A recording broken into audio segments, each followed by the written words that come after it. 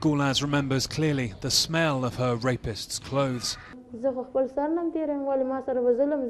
He had filthy clothes on, as he does metal and construction work. When my mother went out, he came into my house and he closed the doors and windows. I started screaming, but he shut me up by putting his hand on my mouth. Her rapist was the husband of her cousin, but in Afghanistan's draconian society, this 19-year-old was also blamed. Her rape, sex with a married man, was seen as adultery by the courts, and she was sentenced to 12 years in jail. To her, there's only one way out, a dreadful choice. I was asked if I wanted to start a new life by getting released, by marrying this man. My answer was that one man dishonored me, and I want to stay with that man. Inside the prison walls, she agreed to be interviewed with her face hidden. Here, she can't escape her attacker. Her daughter is the child of the rape. My daughter is a little innocent child.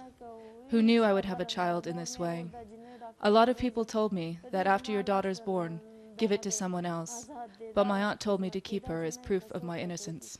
In Afghanistan, a rape victim's ordeal often simply begins with the physical attack. Then there's isolation from society. In Gulnaz's case, the possibility she may have to marry her attacker, and then the risk she could be killed because of the shame of her ordeal.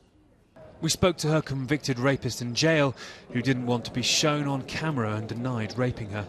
He said Gulnaz would definitely be killed on release, but by her own family out of shame.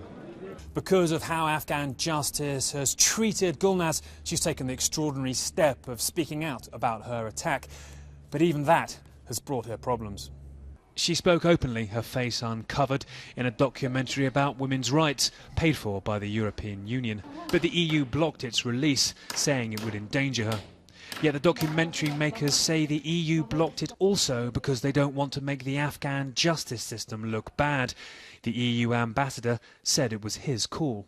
What I'm concerned about the situation of the women, about the security and well-being, that's of paramount importance. That's a key criteria, according to which I, as a representative of the European Union, will judge.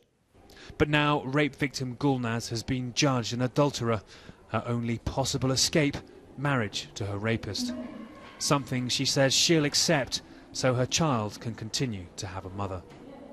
Nick Payton-Walsh, CNN, Kabul.